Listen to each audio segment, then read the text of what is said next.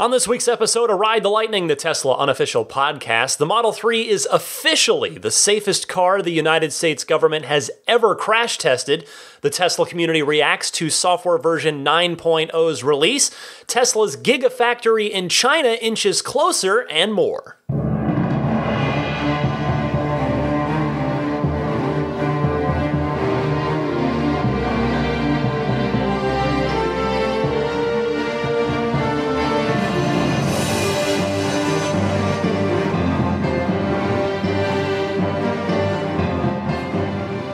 What's happening, friends? I'm Ryan McCaffrey, joining you for episode 167 of Ride the Lightning, the Tesla unofficial podcast for October 14th, 2018.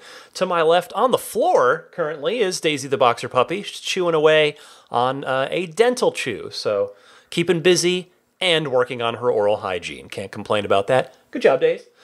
All right, lots to get to once again this week. As always, never a dull week in the world of Tesla. I am happy to say I finally got my tire replaced, my faulty left rear tire that had taken 2 nails. And I had some trouble, told you last week, some frustration trying to get a 20-inch tire from Tesla. It took exactly 1 week, actually more. It took 8 days from the time of the original service appointment to getting a new one installed. But I will say this, the Tesla of San Francisco, they took good care of me once the tire did arrive. So, unfortunately, I have to add for you folks, I was told specifically by the service center person helping me that Tesla does not offer road hazard protection on their tires. But so I said, well, could I just order them from someplace like Tire Rack in the future and get the warranty from them and just have them shipped here? And she said, absolutely, you can totally do that. So, and I told her I would very much prefer to just do it all at once with Tesla. But if they're not going to offer road hazard, which I've always bought on all of my tires for any car, I guess from now on, once I actually need a proper set of actual full set of tires, I will do have to go the Tire Rack route probably, which they do sell the Model 3 performance specific variant of that Michelin Pilot 4S tire, but which it's got the sound insulating foam in it. That's kind of what makes it the Tesla unique thing. Anyway, just a word of warning to all of you who may be looking to get tires just through Tesla directly at some point. Anyway. Elsewhere, a quick note as well, winter is on its way here as we make our way into mid-October already. Man, time is flying this year. And I wanted to pass along word from Reddit, thanks to the Tesla Motors Reddit for alerting me and everyone else to the fact that Tesla is now finally offering their own first-party official OEM manufacturer all-weather floor mats. There have been third-party solutions before, which plenty of ones that people like or don't like. There's no shortage of choices. That's the good news. Well, now Tesla is selling their own. They are $145 for the whole interior set. Daisy's knocking over stuff over here. What are you doing, Pops? $145, free shipping if you are patient to wait on the shipping. I just had to pay some sales tax on that. But so mine is ordered. I'm just going to be leaving them probably, if not in the garage, maybe in the trunk proper in case rainy season around here could start at any time and I don't want to get my regular mats all messed up. So I'll give you some impressions of them as far as the quality of them, the fit of them once they arrive. But if you are interested, they are available on shop.tesla.com. I imagine the first batch will sell out quickly if they haven't already. Hopefully they haven't by the time you hear this, so that you've got a shot at getting them. But in any case, they are now available. In fact, they're already sold out. I'm checking right now. So keep checking back. I'm sure they're going to restock them. Try to get yourself a set of those in time for your climate's snow season, winter season, or if you're in a climate like here, the rainy season. Moving on to the Tesla news this week. First up, some excellent news. Model 3 is the safest car that the NHTSA, the National Highway Traffic Safety Association, has ever tested, ever. The Tesla blog writing it up saying, quote, NHTSA tested Model 3 long-range rear-wheel drive as part of its new car assessment program, a series of crash tests used to calculate the likelihood of serious bodily injury for front, side, and rollover crashes.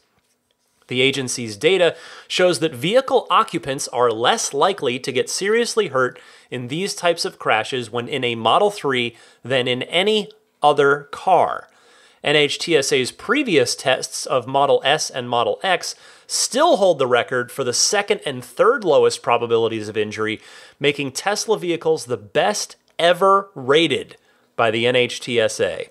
We expect similar results for other Model 3 variants, including our dual-motor vehicles, when they are rated. They continued, many companies try to build cars that perform well in crash tests, and every car company claims their vehicles are safe. But when a crash happens in real life, these test results show that if you are driving a Tesla, you have the best chance of avoiding serious injury. Now, for some reason, the NHTSA saw fit to release a statement this week in the wake of Tesla's blog here, saying, and they said this, quote, results from these 3 crash tests and the rollover resistance assessments are weighted and combined into an overall safety rating. A 5-star rating is the highest safety rating a vehicle can achieve. NHTSA does not distinguish safety performance beyond that rating, thus there is no, quote, safest vehicle among those vehicles achieving 5-star ratings. Well, that seems a little bit silly. Because they're basically trying to downplay Tesla's achievement here, which I think is a little bit unfair. I can tell you that Elon responded to this on Twitter and saying, a Tesla is objectively much safer in a crash than all other cars, according to NHTSA's own, his emphasis, calculations. This is just physics, he says with an exclamation mark. So, because again, it's just odd to me. The data is all there. The data is what it is. As the kids say, ball don't lie. But regardless, what is amazing to me about this is that, we buy our Teslas knowing how cool it is that they get better over time thanks to over-the-air updates. But in this case, it turns out the car was even better than we thought this whole time. Speaking of over-the-air software updates, version 9.0 is out, and the community is reacting to it. In fact, here's Ron from Nashville, who has a Model S, so he saw arguably the biggest change because the whole look and feel of it changed, as opposed to the Model 3 where we just got some features retaining the same look. So here's Ron with his reaction, which I think sort of speaks for a number of Model S and Model X folks in the community. Ron? Hey, Ryan. This is Ron from Nashville.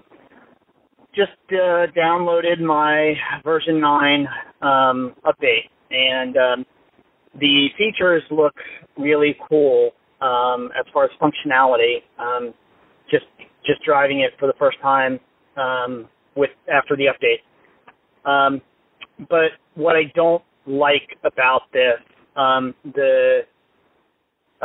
my particular concern is I really liked the reversibility of 2 screens. Specifically, if I had my nav on, I liked the ability to have my navigation on, use my front screen for that, have my camera on the top and my music at the bottom. It appears that functionality is gone. So now I have the nav screen as my main screen, and I can only do music or camera at the bottom. So I can't have the functionality, the 3-way functionality of nav, camera, and music at the bottom. And I'm really disappointed that that functionality is gone. So, maybe it's not, and I just haven't figured out how to get that configuration, but it's a little disappointing to have that functionality gone. I think the reversibility of two screens was superior, and I'm sorry to see that has changed. But otherwise, the other features that I read about in the update look really good, so I'm looking forward to those. But kind of disappointed that I don't have the same looking forward to getting my car and using this the interface like I did previously. But still love the car. It's just the interface. I think they did us a disservice by taking away that functionality. Anyway, thanks. Love the show. Keep up the good work. Bye. Thank you for that feedback, Ron. As I mentioned, this software update is inarguably a much bigger change for Model S and Model X owners than it is for Model 3 owners. And I have to tell you that you are hardly the only person who has sent me this specific feedback. Ron sent his call. He called in on the morning that V9 started to go out wide last weekend, and other people who got it quickly were already tweeting me with that exact same kind of feedback. I've said before how for me, whenever I'm driving my cousin Pat's Model S in Arizona, I very much personally prefer to have the backup camera not only on at all times, but up at the top of the screen to help cover the blind spots when changing lanes in the car, because the S and X camera are just wonderfully high def and just very high quality, and they cover really all the blind spots. They have such a wide field of view. I love it. But so to hear this, it's quite unfortunate that you can no longer have the camera up there. But given how strong this particular piece of feedback already is in the community, I'm hoping that Tesla is going to restore the positional flexibility of at least the camera with the inevitable 9.1 release, which you remember Elon had told me on Twitter a couple weeks ago that 9.1 would also have more features for the dash cam, that the version that initially is out here is a basic version. Now, I thought I was going to make it to the recording of this show without getting 9.0. I even tried to game the system a little bit when I was at the service center on Thursday getting my tire replaced.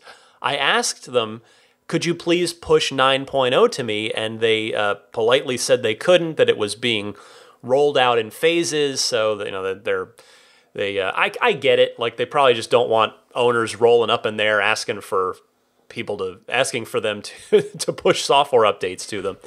But in any case, I suppose by coincidence, that night I did get the notification on my phone that the software update was available. It only took about 20 minutes. It was a really quick update, even though it tells you, hey, this might take quite a while. Are you sure you want to do this now? I'm like, yes, please do it. But yeah, it was a quick install. And I have to say, my first impressions are very good overall. There's a lot of little tiny quality of life kind of changes that I like.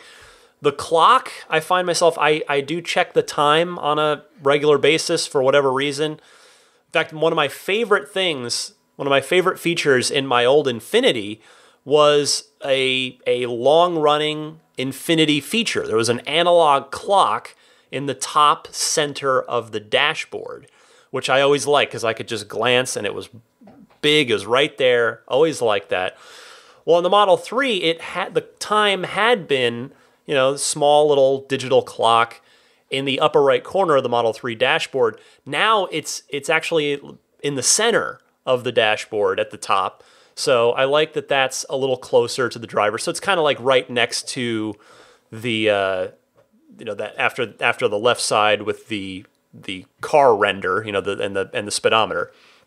So I like that. That's over there.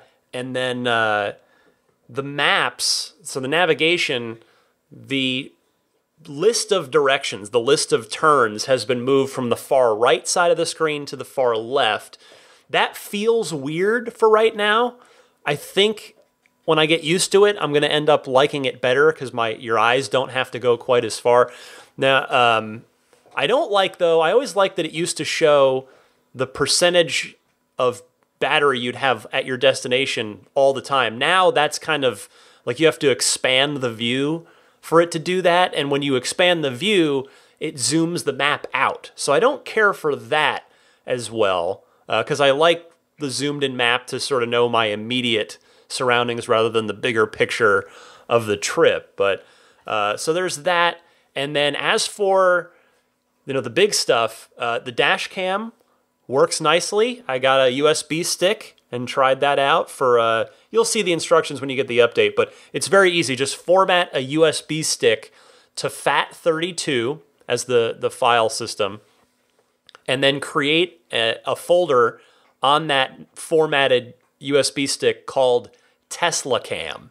And then all you got to do is plug it into one of the front two USB ports that's, under in the front of the center console. Just lift up the phone charger dock station there and plug into one of them.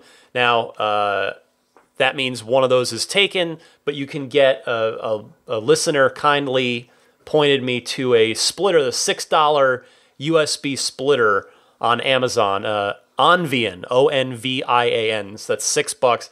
I ordered that. That'll be here next week. And he says he's got it and it works. You can plug in then your other phone dock charging cable, in my case, the right side of the Jada wireless charging mat, and have the USB stick going for the dash cam. In fact, just before I recorded, I pulled the stick and reviewed some of the footage. And as you may have seen it online, the quality of the footage is actually very nice. It's a pretty decent resolution, pretty nice quality. Like if anything ever happened, you'd have something there and you'd be able to definitely make out license plates of cars in front of you. So that is a nice feature now to have constant access to, and that feature is only going to get better with 9.1.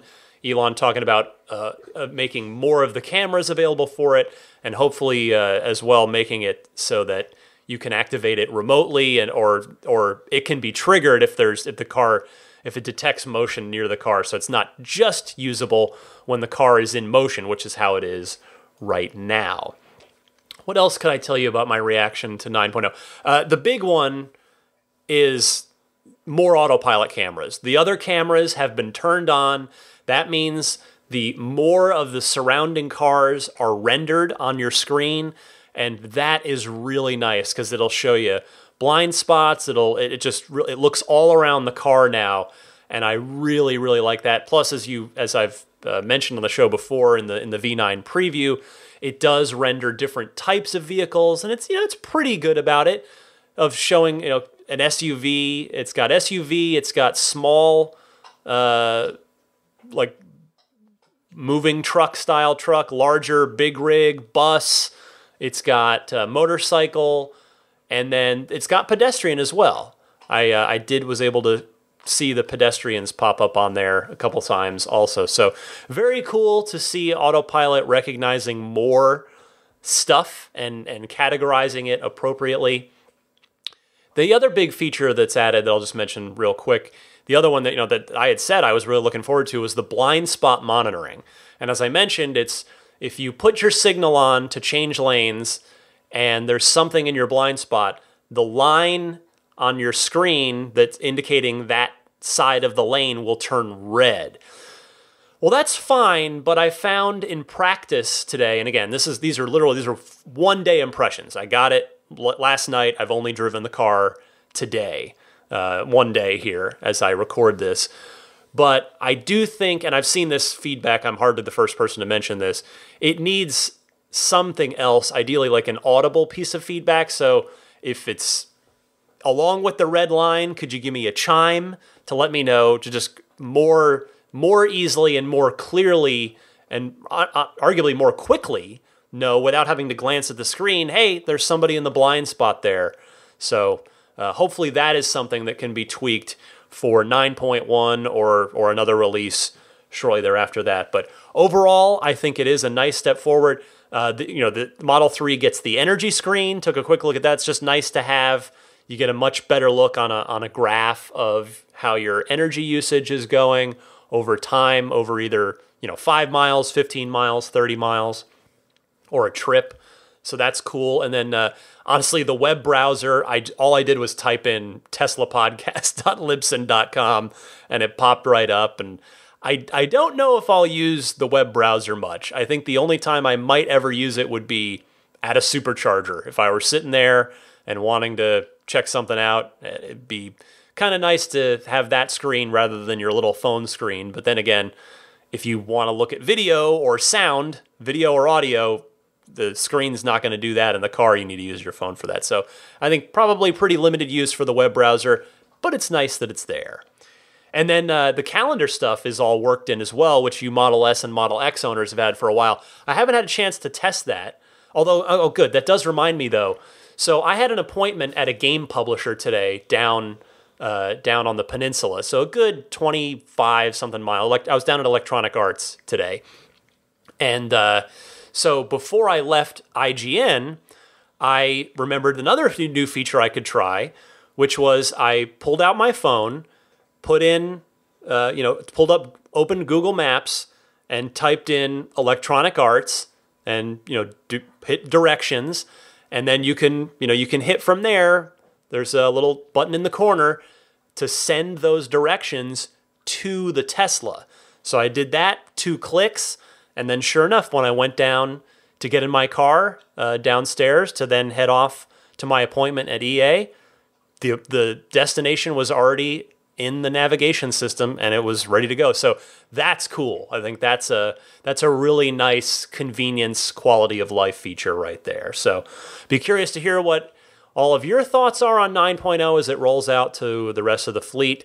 And we'll see what sort of common issues and good and bad, common criticisms and common likes are in this that Tesla can continue to refine or try to work on in the case of the criticisms. Next up this week, so I gave you the sales data about the Model 3 being the 4th best-selling sedan in America, whether it's electric or not. Talked about that on last week's show. But greencarreports.com, I saw this via insideevs.com, hat tip to both of them. So greencarreports.com reporting that the Model 3 was also the #1 selling plug-in in Canada in September. So that will include, it's not every car, but that's going to include not just electrics, but plug-in hybrids as well, such as the Prius Prime and the Chevy Volt. And the Model 3 was #1 there by a factor of 2 over the Nissan Leaf.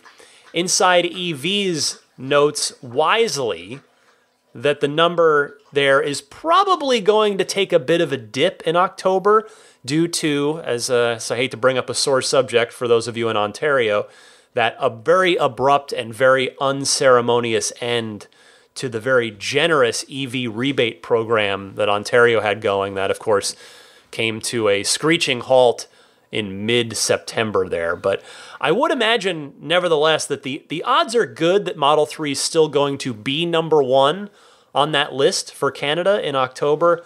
But I agree with Inside EV's assessment on that the overall plug-in sales are probably going to be down a little bit from September because of the end of Ontario's program there. Next item up for bids this week. Yeah, a little Price is Right reference. What's up? Electrek, noting that Wyoming Senator John Barrasso, remember this name, has introduced a bill in Congress that would eliminate the $7,500 federal tax credit on electric vehicles, and it would introduce a highway usage tax on EVs. From the proposal, quote, a bill to amend the Internal Revenue Code of 1986 to terminate the credit for new qualified plug-in electric drive motor vehicles and to provide for a federal highway user fee on alternative fuel vehicles. Well, my knee-jerk reaction to this is certainly to say that this is unfairly targeting electric cars at the behest of the oil industry. And maybe that will ultimately be what the truth is shown to be. But before I do jump to that conclusion, I think it is fair to note that part of the taxes affixed to gasoline do go towards highway maintenance, which electric vehicles are obviously not paying. So as long as it's fair, then I don't necessarily have a problem with that. I won't like it if it passes. Certainly, who would? If you're not paying, you probably don't want to pay. But there is that side of it. Now, then again, I wanted to look up my own counter argument here. I found a note from the Institute for Energy Research broke down that whole thing about gas taxes paying for highway maintenance. And their study found that, quote, taxes on gasoline at all levels as of 2010 only covered 43% of total spending on state and local roads. Governments at all levels are already covering road construction and maintenance costs with tolls and other forms of tax, end quote. So I guess we'll see on this. We'll see. Now, Tesla would be relatively unaffected by the end of the $7,500 credit because they've already triggered the phase out. I mean, if it would cut it off completely immediately with no phase out, well, that's certainly bad news for everyone buying a Model 3 in 2019, including the poor standard battery folks. And I mean poor. I'm criticizing my own thought. I feel bad for them because they've waited so long, and the tax credit threshold has already been crossed, and so the phase out's been triggered. That's what I'm talking about by that. But we'll see. I mean, obviously I'm still rooting against this bill. I admit I'm biased as a Tesla fanboy in that regard, but I do believe that we still need to incentivize the purchase of electric vehicles because it's such a huge shift for any family that buys one. It's a big shift. It takes a lot to make that leap of faith. You do have to change your habits. Now, of course, most of us would argue that they're better habits. Oh, you start every day with a full quote-unquote tank. The maintenance costs, the emissions, this, that, the other thing. But nevertheless, people like routine. Change is difficult for many people, including me. I'm very much a creature of habit. It took the Roadster to excite me about electric vehicles 9 years ago in order to get me, down the rabbit hole of all things Tesla and electric cars.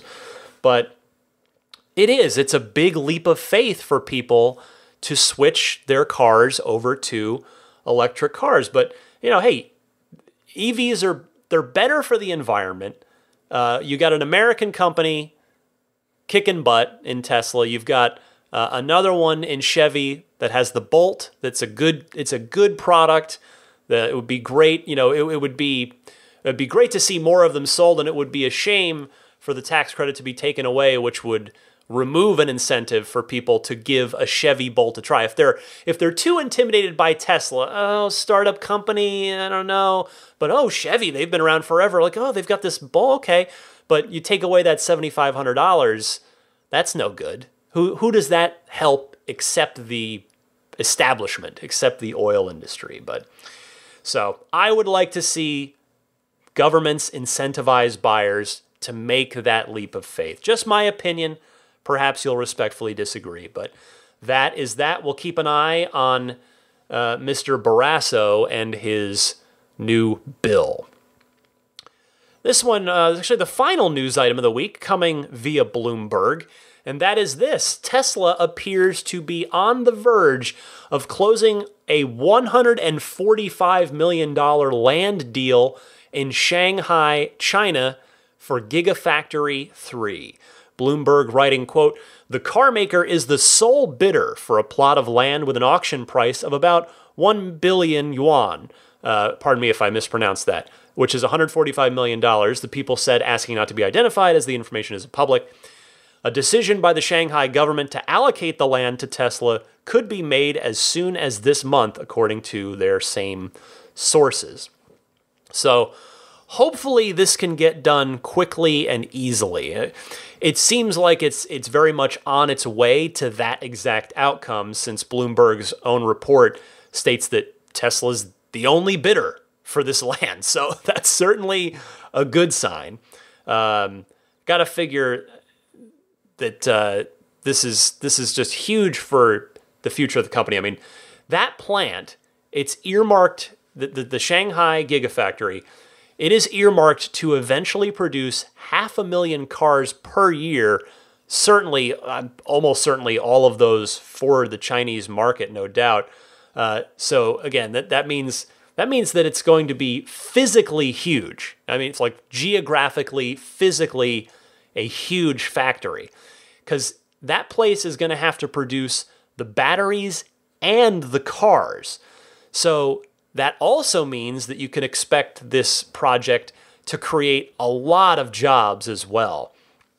Now, as you may remember from when I first talked about this a couple of months ago, Tesla will not have to pay any tariffs on the cars that they build there, nor will they have to share ownership of that plant with the Chinese government. That exemption was made recently.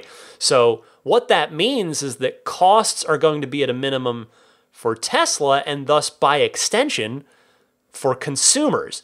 So that means a lot of Model 3s can pump out of that place by the time this thing is built.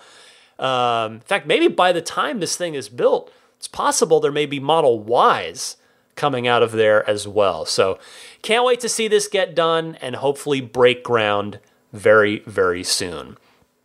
There's your Tesla week in review on the news side. As usual, I've got plenty of great calls from you guys, the Ride the Lightning audience, queued up in the Ride the Lightning hotline. And then after that, I'll talk to you a little bit about my week with the spirit of adventure, what I got up to this week in my Model 3. So stay tuned for all that right after this.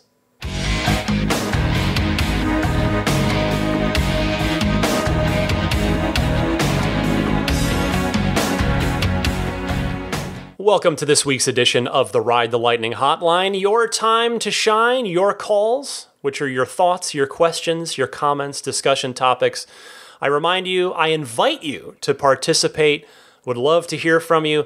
You can call me one of two easy ways. Either use your smartphone's built-in voice recording software to record a 60 to 90 second question and email that file to me at teslapodcast@gmail.com.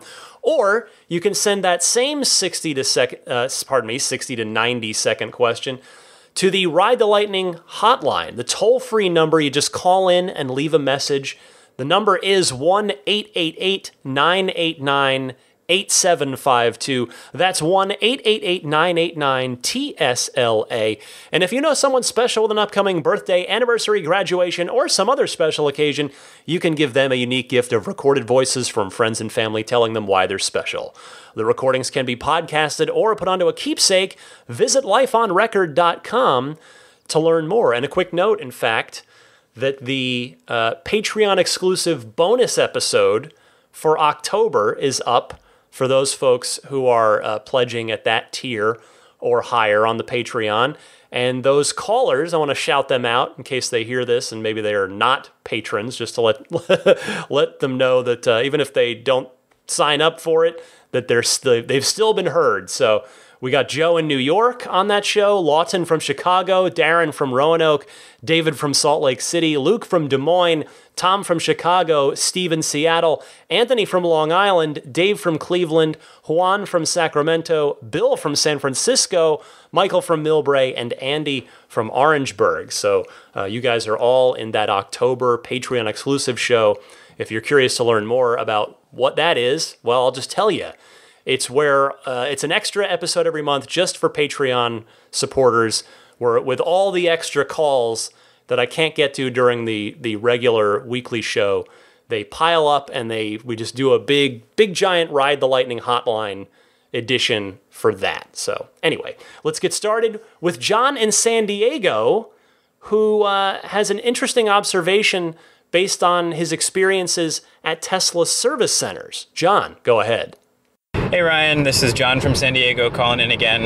I just dropped off my Model X at the service center and they gave me a Model S 75D loaner car. And it got me thinking, every loaner car that I've had so far has not had the Autopilot software turned on.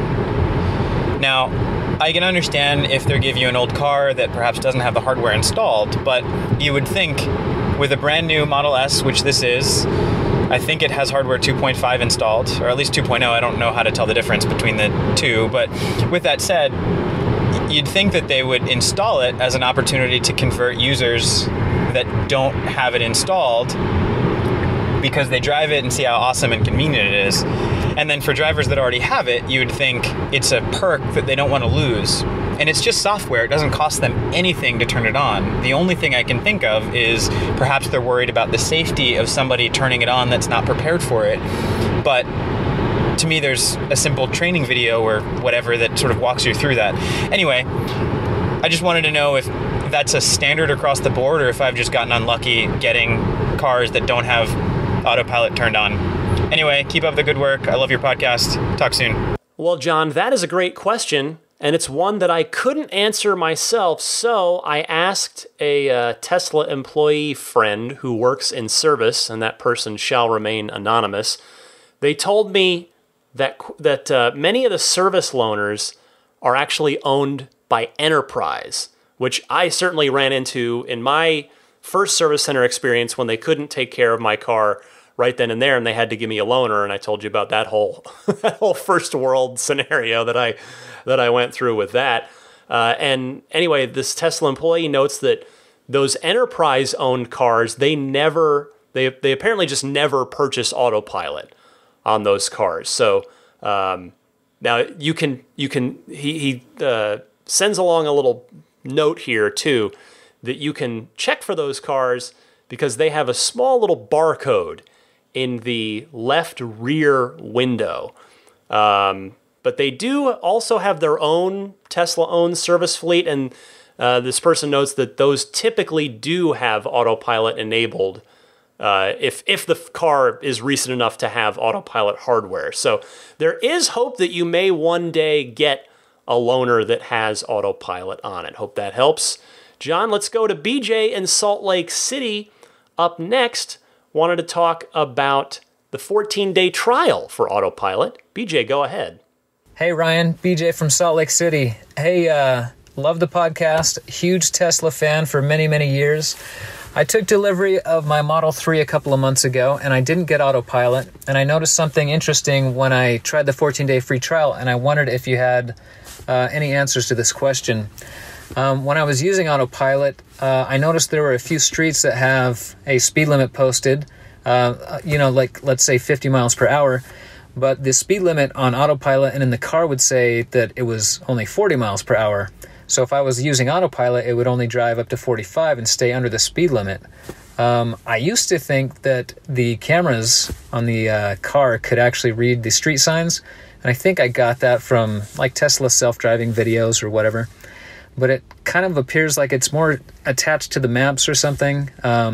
Anyway, I was wondering what you do in the case where, let's say you got a daily commute where there's a stretch of road that's got the wrong speed limit on your Model 3 compared to real life. How do you fix that if you want to use Autopilot on a regular basis? Anyway, yeah, that's it. Thanks. Yeah, I have a couple of known spots like that in my regular driving areas too, BJ. I tell you, I also used to think that Autopilot would just read the speed limit signs with the cameras, but instead it does seem to be GPS based. So it's like whatever that area is tagged at GPS wise for the speed limit, that's what the car throws up there for you. But for me, it's a stretch of freeway that's just as you're either coming into or going out of San Francisco, and Autopilot thinks it's 30 miles per hour. And what I think is going on, I don't actually know, but what I think is going on with that specific spot is that it's an elevated freeway, and there's a surface street that runs parallel to that freeway, pretty much right underneath it. And I think it thinks that I'm on that. So the good news, you can override it. You only can't override Autopilot speed-wise if there's if you've activated autopilot in an area where there's oncoming traffic that's directly adjacent to you. So like a, one lane in either direction thing. If you have that, it limits auto steer to 5 miles per hour over the posted limit. I saw that with my own experience when I was cruising down the Pacific Coast Highway a few weekends ago. I think I told you about that with all the Model 3 owners I was waving to. That's one lane each way for most of it. So if it's 50 miles an hour for a lot of it, so you can only auto steer, autopilot up to 55 in those spots. Hope that helps. I always try to do my best to help. Jonathan from Atlanta got a beta tester invite from Tesla and wants to talk about that. Jonathan, you're on the air. Hey Ryan, Jonathan from Atlanta. Long-time listener and maybe second-time caller. But I had a quick question regarding an email I got last week. I got an email from Tesla inviting me to be a part of their beta software testing program. And I was a bit surprised, pleasantly surprised, but was wondering, how did I get selected? I asked some of the guys at the service center, and their eyes kind of widened when I said I got an email inviting me to be a beta tester. They couldn't give me a reason. And the only thing I can figure is that Atlanta is a kind of a hot market for Tesla. Not only that, but I drive a lot. I have nearly 10,000 miles on my car, and I've only owned it for about 4 months. And I tend to use autopilot quite a bit. So I don't know if that has anything to do with me being selected, but I think all of us in the Tesla community would kind of like you to maybe use your sources, or maybe just try to figure out how it is that some of us could maybe be selected by changing some driving habits.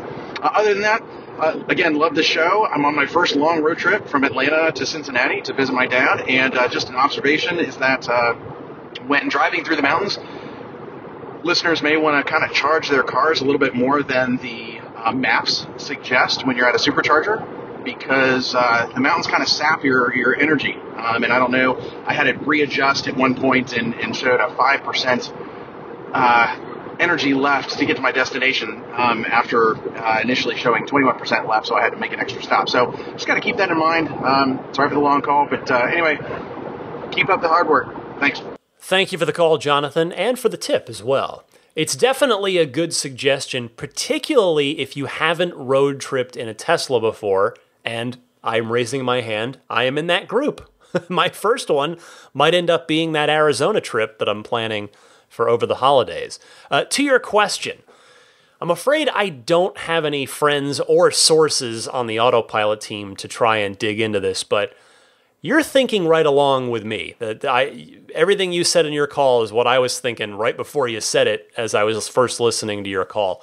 I agree that your geography, your usage, and your driving habits probably all factor into it. So I would just say enjoy it, but as you're probably well aware, but just to be super clear about it, be prepared for things to not work quite right in those beta releases. Now, for some people, that is totally not a problem, and they are excited to not only have the release early, but to have the opportunity to contribute feedback.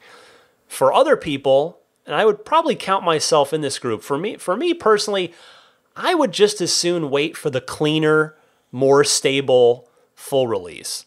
I'm kind of that way with my video games too. Like, Steam Early Access has become such a huge thing over the last few years in games, but for me, I know this is kind of apples and oranges here, but just hear me out for a second, I guess. There's so many great games. There's way more great games to play than there is time. So for me, I would just as soon, I will play your excellent looking video game when it's actually done and polished up and cleaned up, rather than I don't really want to have my sleeves rolled up and be down and dirty in the muck. I appreciate those who are willing and happy and able to do that. Believe me, they're making the product better. But yeah, for me, I would just as soon hang back for the final release. But I would tell you, Jonathan, enjoy it. You're going to get some fun sneak peeks at new stuff before everybody else does. I was talking earlier about the additional dash cam features, rather, that Elon promised for the post 9.0 release, probably hopefully 9.1, well, you should get a look at that sooner than everybody else does. Matt in Fremantle, Western Australia is next and wants to talk GPS stuff. So Matt, the floor is yours. Hey Ryan, this is Matt from Fremantle in Western Australia. I was wondering what the GPS experience is like in the Model 3. Does it have an inbuilt offline downloaded map GPS function? Does it only work with services like Google Maps where you have to have a constant connection to the internet? Does it use the phone's internet service or the car's 3G or 4G internet service for that kind of thing?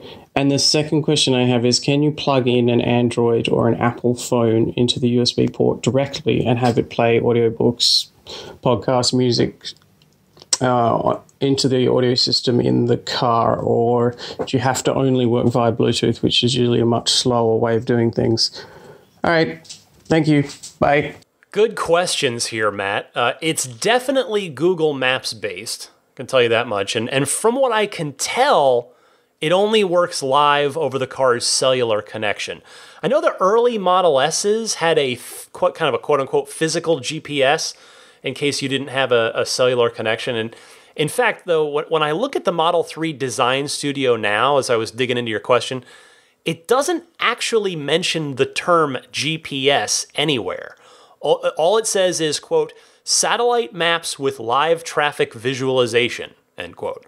So I don't think it's got an actual GPS in it, but I believe it does download maps into the car for storage for use, basically effectively local use. And I'm getting that per the reports of people who monitor their car's upload and download activity at home via their Wi-Fi router. They see what their car's doing at nights, and it does download map stuff. As to your phone connection question, you can plug phones in, but it is only for charging. The actual connection with the phone is Bluetooth only, even if it's plugged into a USB port. I did learn this for certain during my volunteering time at the Fremont Delivery Hub. I got to say, Tesla's, their external music interfacing system, it's definitely an area that could use some improvement in a number of ways. There's no doubt about it. Hopefully it'll get better over time. Next caller here is John from Hudson Valley, New York, responding to the caller that had dual motor mistakenly on their Munro Nice sticker rather than performance. John, take it away. Hey Ryan, this is John from the Hudson Valley of New York again, and I'm just calling in regards to the caller from the most recent episode in regards to, he was questioning whether or not he actually had a performance Model 3, because his Munro Nice sticker indicates that he had a performance model, or the Munro Nice sticker, or the window sticker. It wasn't the same situation. I bought a performance Model 3, and I looked closely at the Munro Nice sticker, and nowhere on there did it indicate that I had the performance version, and the cost even reflected just the all-wheel drive version. But I got some good feedback from the dealership, from the folks that worked at the dealership in Mount Kisco, New York. And what they told me was that there are two indications that you can look for as a sort of verification that you do have the performance model. And the first is on the Tesla app. I have the iOS app. If you open it up, scroll to the bottom, and down where it says Model 3 dual motor, the dual motor should be underlined with a red underline. Additionally, you can go into the settings in the car app and look for the dual motor with a red underline as well. So that can give you some form of verification about that. Thanks again. Keep up the good work. You are correct, John. Thank you. And certainly, if the car has the performance package with those red calipers and bigger brakes, that's a dead giveaway, as are the aluminum pedals inside the car. But not everyone orders that package, so yes, your two ways are definitely the definitive ways to know. And I'll tell you, it seems like Munro Nice sticker errors might be relatively common, because I actually had one too. In fact, I didn't even notice it in the excitement of my delivery. It took a friend of mine who is very keen on all things Tesla that drove us to Fremont to the delivery. She caught it. Mine it didn't have enhanced autopilot listed on the Munro Nice sticker, even though I did order and pay for it. So that was pointed out, and my delivery specialist promptly went back inside, corrected it, and printed me off a new one right there on the spot. No problem. Next up is Glenn from Virginia responding to fellow Virginian Josh about that same Munro Nice issue. A slightly different take on this topic here, which is why I'm playing a second call on this same question. So Glenn, go ahead. Hi, this is Glenn from Virginia, calling in response to Josh's from Virginia's call, sort of along the same topic. So I have a dual motor Model 3 non-performance with full self-driving. I want to go ahead and use the Autopilot from day one, which is why I went with that. I didn't want to pay the $2,000 additional full self-driving cost. So I don't know how long it takes, but I figured I'd go ahead and get full self-driving. But as far as the performance, that was out of my price range. But when I heard about the two motors are going to be the same versus the performance and non-performance versions, I got excited because I thought, well, maybe down the road my non-performance version will become a P3D. And Josh's situation kind of helped not confirm it, but at least give me more hope that that situation is definitely possible. Whether I get more funds and be able to do a software upgrade, or maybe when my warranty runs out, somebody will come out with some software to adjust or modify it and make it a P3D. So in either case, though, I've got my hopes up. All right, bye. It's not impossible, Glenn. That much is certain. At some point down the road, that could theoretically happen. What I think might be more likely, and to be clear, I'm not saying I think this will happen, I just think the odds of it are higher than a full performance software unlock fee, like you're talking about. But I think what's maybe more likely, the odds are better of, is that Tesla might do an update that just gives you a little bit more performance for free. The quote-unquote uncorking. We saw that on the S and the X, and in those cases, it was actually pretty substantial. So that precedent has been set, and I suppose what Tesla will do is, over time, as more and more miles get on the cars, they'll look and see how the motors are holding up, how they're doing, and what amount of extra juice they might be able to tweak out of them without compromising their reliability or their integrity in any way, shape, or form whatsoever. So, Glenn, thanks for calling in. Next, we've got Mark from Simi Valley responding to William in the UK about using the touchscreen dashboard with your non-dominant hand. Mark, take it away. Hey, Ryan, this is Mark from Simi Valley, California.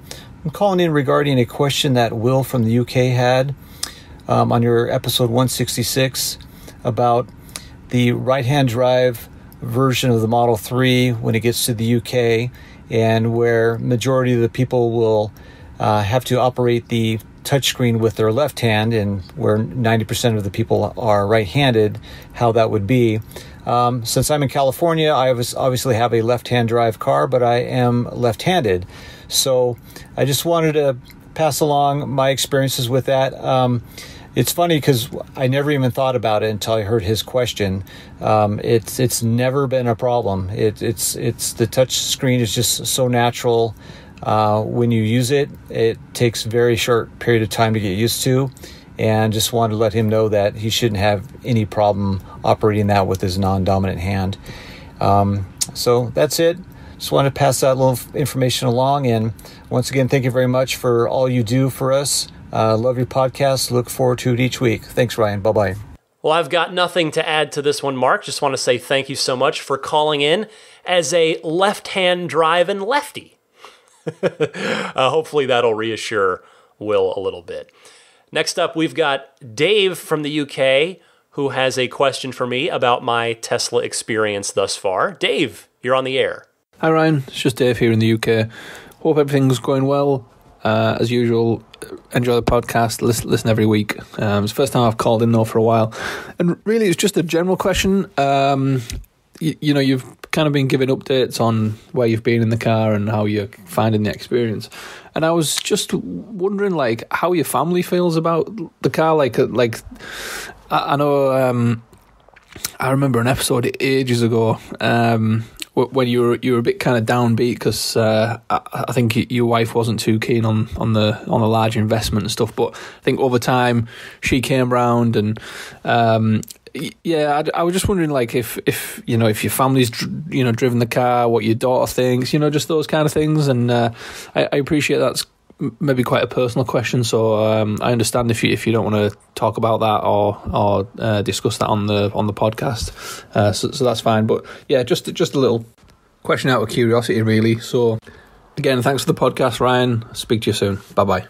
Dave, you have a good memory. Yes, there was a point a while back in the early days of this podcast, long before the car was anywhere close to delivery, when my wife was very much not on board with anything outside of basically a base model. She was fine with Tesla. She gets the mission and that an electric car is a good thing. But to her, a car was 4 wheels, 4 tires, and a steering wheel to get you where you needed to go. No more, no less. Anything more than that was just red ink on the bank account, that money that could be invested elsewhere to her. And that was all cars. This was not just a Tesla thing. Those all cars. That's how she felt that way about my DeLorean, which was tough for me, honestly. I mean, if I'm being real about it. But I will say that thankfully she really has come around. She's still not interested in driving the car, to be clear. I bring it up from time to time. She said the performance model just terrifies her. She admits that.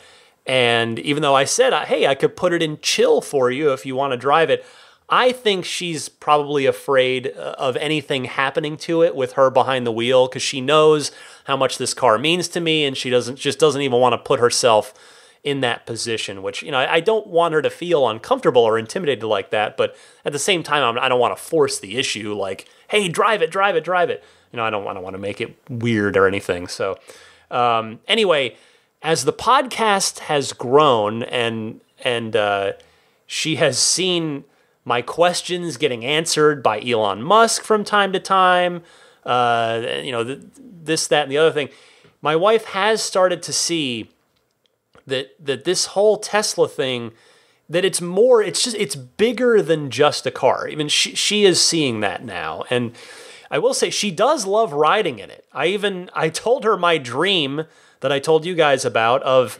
maybe just possibly having a chance to try and get enough referrals in order to get the Roadster. And the thing is, when I told her that, she did not look at me like I should be locked up in an asylum.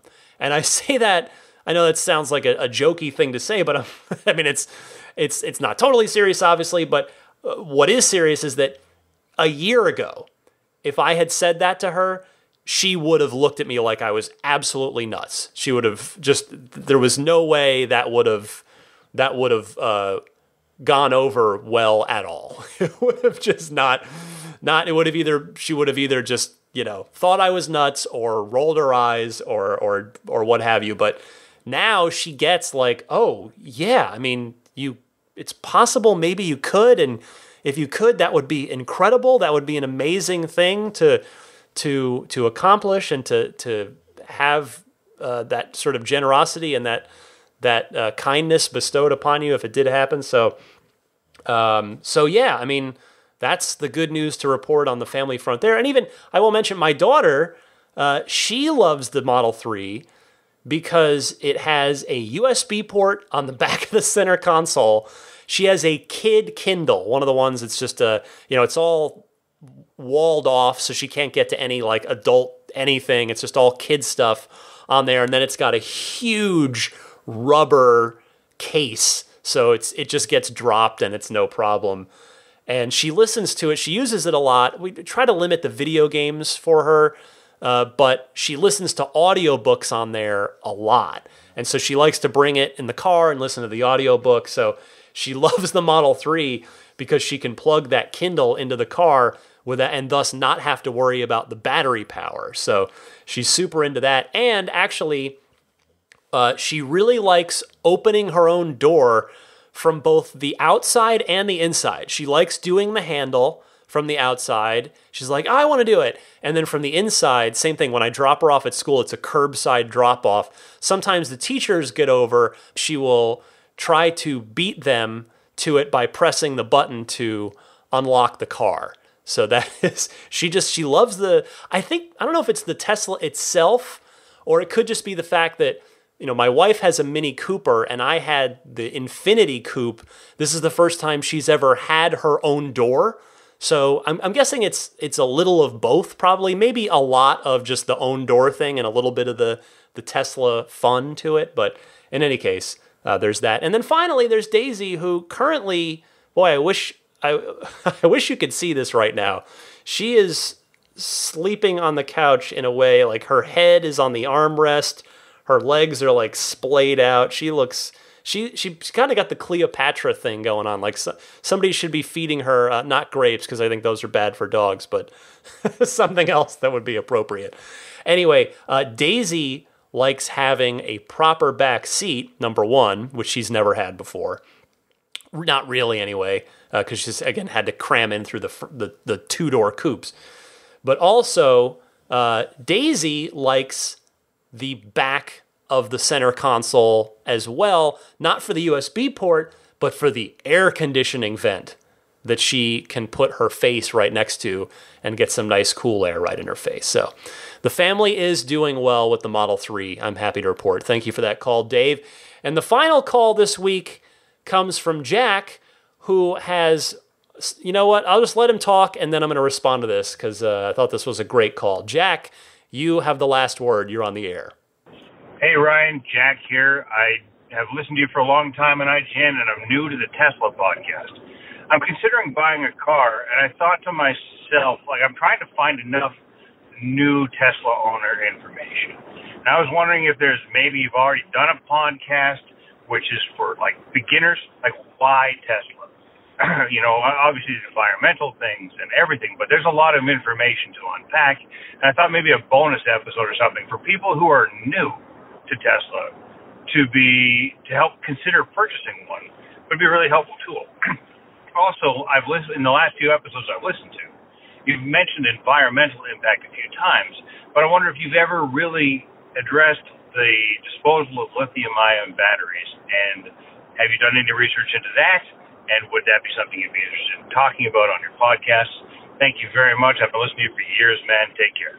Okay, before I reply to Jack, Daisy has quite a boxer snore going on right now. Let me see if I can get this.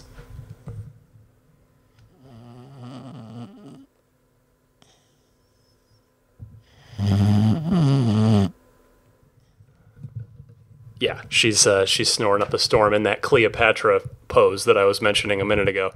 Anyway, Jack, first of all, welcome to the podcast, and thank you so much for giving it a try. I really sincerely appreciate it.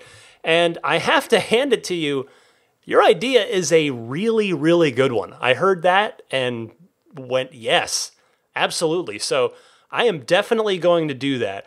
Finding the time might be a bit tricky, so I don't want to promise it with any sort of deadline on it, even if we're applying Elon time to the equation. I'm not Elon, but we are in the Tesla universe here, so nevertheless, anyway, I agree that would be a helpful resource for folks such as yourself who are learning about Tesla as the Model 3 continues to gain both mind share and market share.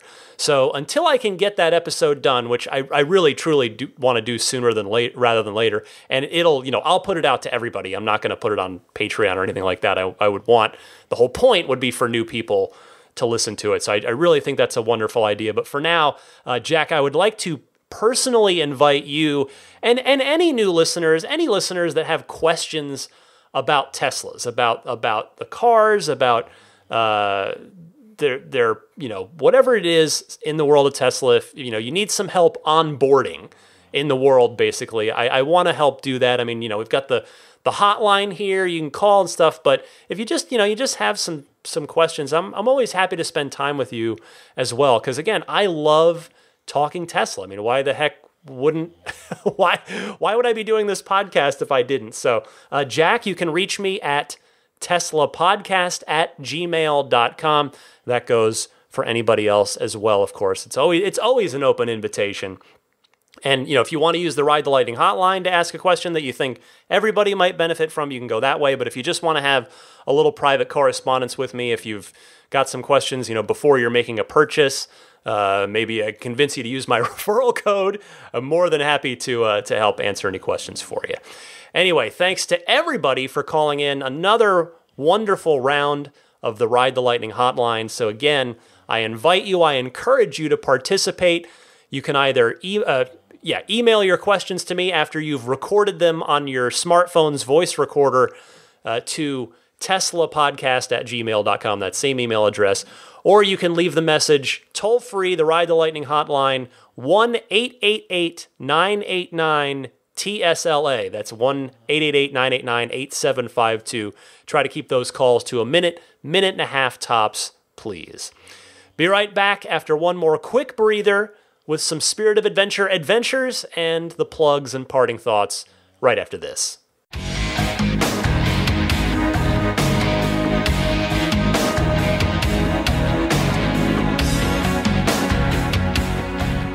Well, I had a pretty good week with the Spirit of Adventure. Finally got that tire done. Didn't go on any drives per se last weekend, but I did stop by the brand new Daly City Supercharger location, which is pretty much just outside of San Francisco. It is a 40-stall location, which ties it for the largest in the United States, along with Kettleman City. And I think it's the second largest in the world. I think I believe it's in Shanghai. There's a 50-something stall in an underground parking garage. Anyway, so it's huge, and it's on the roof of a parking garage at a mall. And what's awesome about that is it's basically like a secret Tesla club up there, because not only you have to go up all these ramps with your car to get to the roof, but the fact is most of the garage is empty. I've now been there 3 times. I stopped there on Saturday, I happened to stop there again on Sunday, and I just stopped there today on my way back from my trip down to EA. I decided to just pop in and charge up for a few minutes. And what I've noticed is, so on a Saturday, on a Sunday, and then Friday afternoon, there's practically no one in this parking garage above the first floor. So there's the ground floor, there's a decent amount of cars, but then you get to the second floor, very few cars, third floor, fourth floor, no one. And then you get up to the roof, the 5th floor, which is the roof. So it's like this VIP, private, secret, awesome Tesla club. You'd only ever go up there if you were a Tesla. So it's super cool. It's huge. They're the urban superchargers, so they're the 72 kilowatt, fixed charge rate. You're not going to go above that, but you're also not going to go below that. I wanted to give a shout out to Rich. Rich recognized me the first time I stopped there last weekend. He recognized me not from IGN and not even from this podcast.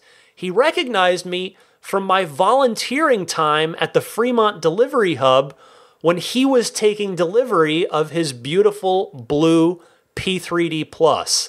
So Rich, great to meet you. I hope maybe you're hearing this.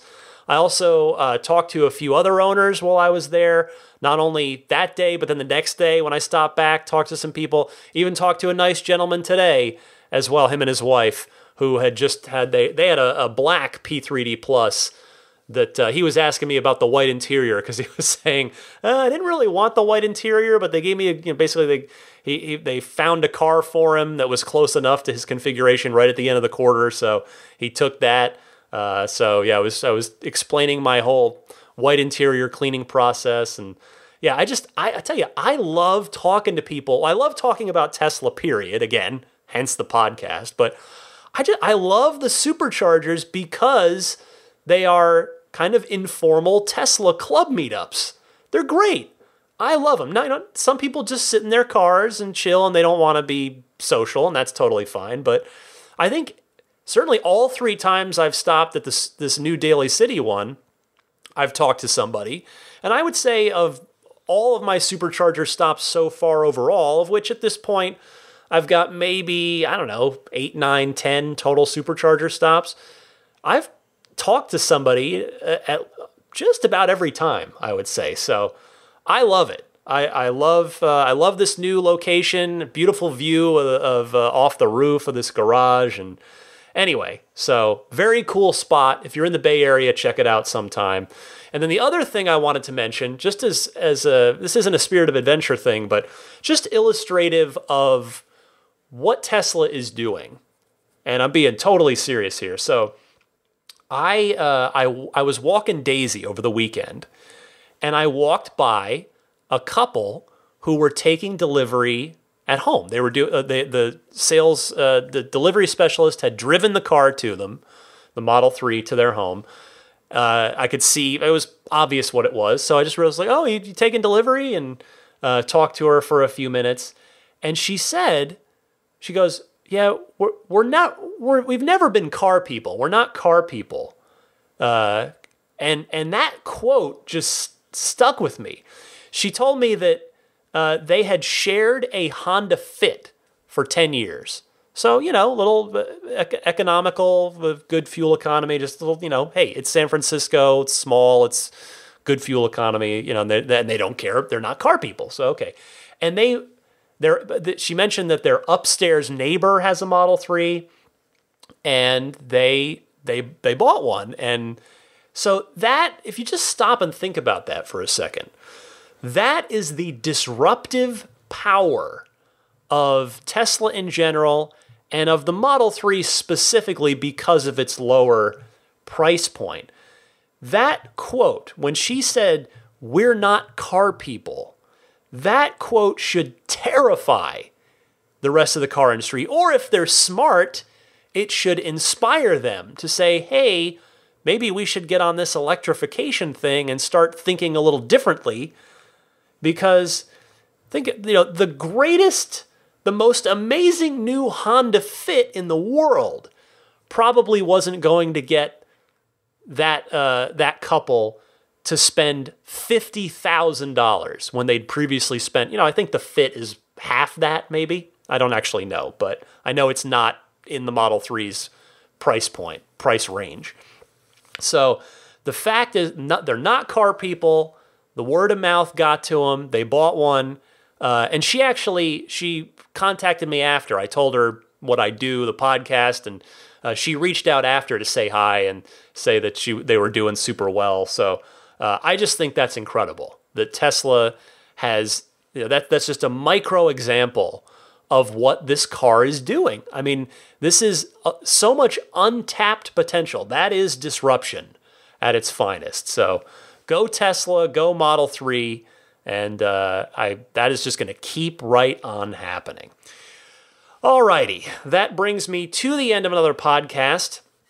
I want to mention abstractocean.com, your best source for cool aftermarket Tesla accessories for your car and for you, whether you're buying the cool puddle lights that are very easy to install. They shine down. Actually, I still need to get mine.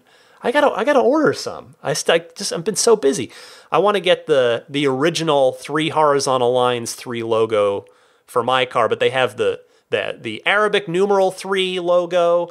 They have the Tesla T and then the S and the X logos as well that'll just project down from your doors onto the like the bat signal, but onto the concrete, onto the pavement underneath your door. So those are super cool.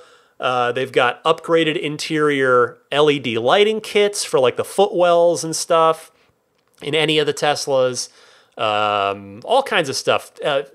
Tempered screen glass protectors. Anyway, etc., etc. Just go browse around, see what they've got.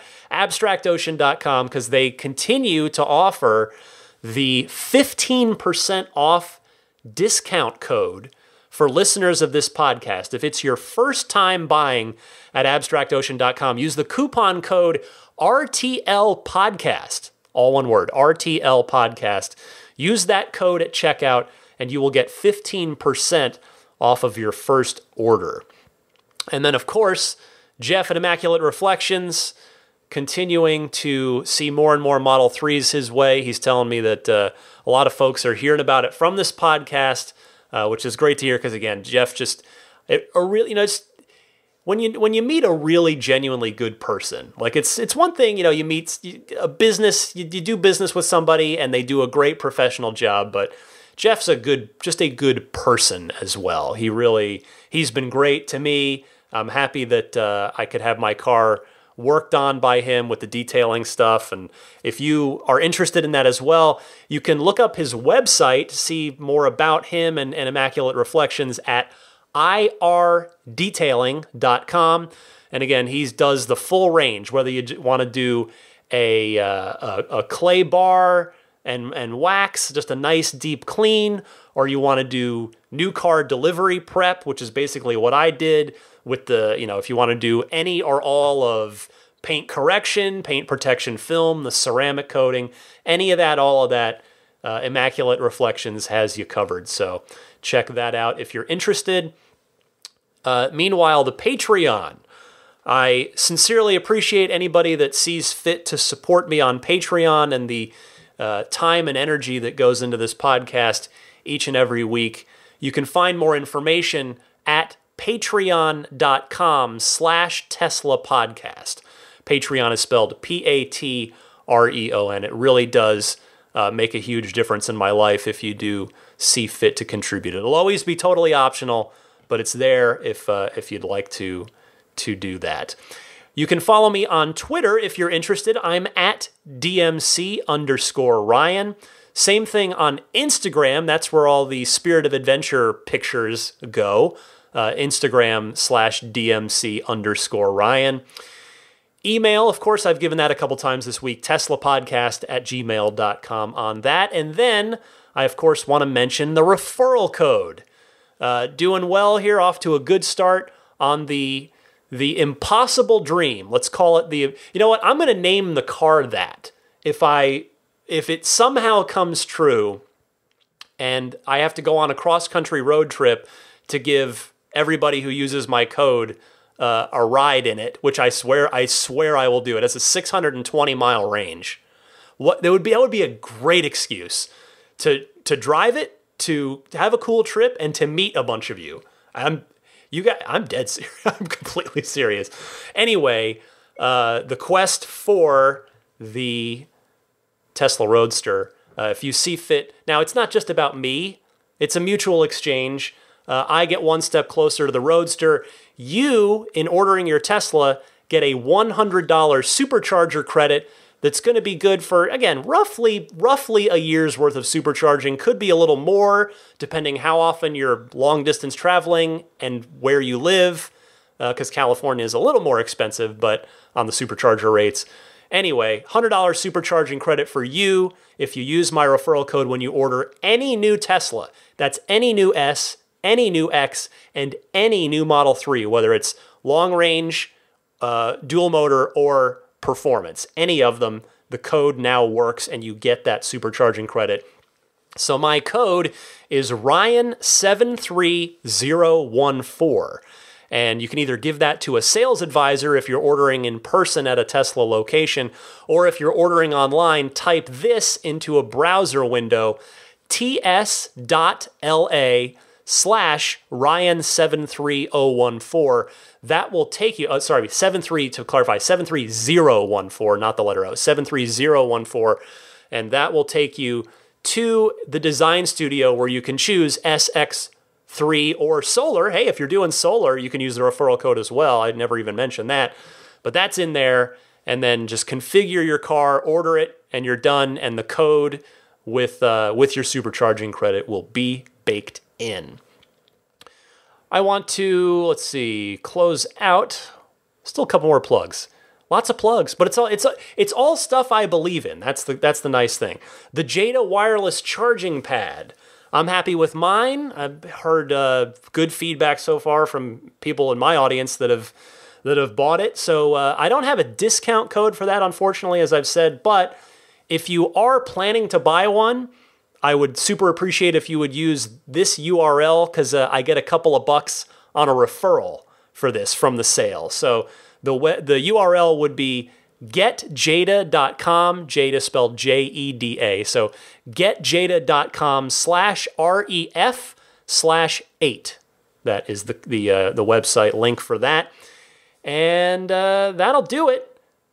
That's everybody. Oh, of course, the Patreon producers. I cannot forget them, because they are the people that I owe a lot of gratitude to, because they are supporting me at the Patreon producer level, which means they get pretty well all the perks that I offer over there on Patreon. So thank you, as always. Thank you for your continued support to Paul Hussey, DJ Harbaugh, Pete White, Wolfgang Obergen, George Cassiopo, David Brander, Jonathan Wales, Alexi Heft, Logan Willis, Matthew Parra, Michael Lester, Robert Miracle, Jason Chalukas, Emotion Rentals, Tim Hyde, Marcus Mayenshine, Lee Sweet, Lars Hoffman, Peter Chalet, Harold Plug, Kenneth Martin, Rome Strack, David Vakil, Ulrich Lassa, Luke A., who I'm looking forward to meeting here pretty soon. He's going to be in town. Looking forward to that. Eric Randolph, David Nondahl, Luke Miles, Gabriel Salays, Jerry and Mary Smith, Brian Hope, Rick Cinta, Bill Royko, Scott Gillis, Lyle Austin, Joel Sapp, JC at ev-alliance.co.uk, otherwise known as Cookie UK, and EV Raps. And hey, if you stuck around this long, I totally forgot to mention one more thing, and that is the Atari games. The 4 Atari games that are in version 9. I got to make a video at work, so I got to spend work hours doing Tesla stuff. Yes, that rarely happens. So I was glad to do that. My boss's boss, Pear, has a Model S. He got the update first, so he kindly lent me his car for an hour or two, went and shot a video that's on IGN or on youtube.com/IGN. You can see me giving you a walkthrough of the 4 games, Asteroids, Centipede, Lunar Lander, and Missile Command. I gotta say, I wouldn't play them for more than 5 minutes, honestly, but maybe that's kind of the point, is they're a quick distraction while you're supercharging.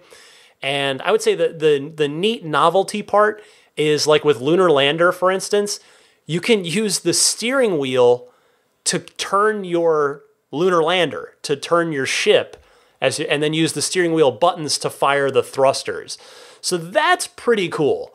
I mean, remember, Elon has said that pole position is one of the next games that they'll add, and they are going to do the thing where they are going to make the steering wheel be a controller for the car in pole position, which is cool, but it's in there now. So you can test that out. And I have to say, so Pear, his S, he has an MCU1. So, and I have in my Model 3 the MCU2. There was a noticeable difference in the performance of those games on the newer GPU, the newer screen, versus the older screen. It's fine on the older screen, but it's a noticeably smoother experience on the new ones, which is kind of unfortunate because they're Atari games. They can't require that much horsepower to be emulating, but I don't know. I'm also not a programmer, so it may be a much more complicated task than I think it is. But in any case, I got to make a video at work about Tesla. So if you're interested in that, go to youtube.com/IGN. Anyway, that's it. If you're not already subscribing to the podcast, do so on your favorite podcast service, whether it's iTunes, Google Play, but preferably Google Podcasts, Stitcher, TuneIn, aka In Your Tesla, on Spotify, on YouTube, or at the hosting site teslapodcast.libsyn.com. Again, subscribing is not a pay thing. This will download to you automatically every week so that you don't have to go get it yourself kind of thing. that'll wrap it up. I've been yammering on for way too long here at the end of the show, as I seem to be prone to do. You would think I'd be talked out after over an hour of this every week, but no. I told you, I love talking about Tesla stuff, and I can just keep doing it endlessly. So I will respect your time and stop now. That is everything on my planner anyway. Everything I wanted to get to. I'm glad I remembered the Atari thing at the last minute there. Anyway, for a sleeping Daisy the Boxer puppy, I'm Ryan McCaffrey. This was Ride the Lightning episode 167. Happy electric motoring, my friends, and I'll see you next week.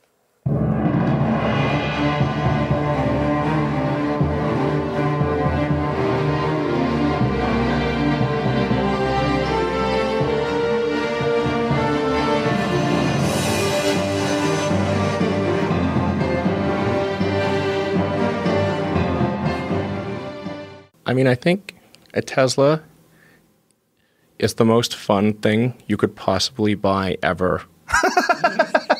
That's what it's meant to be. Well, our goal is to make it's not exactly a car. It's actually a thing to maximize enjoyment. Make it maximum fun.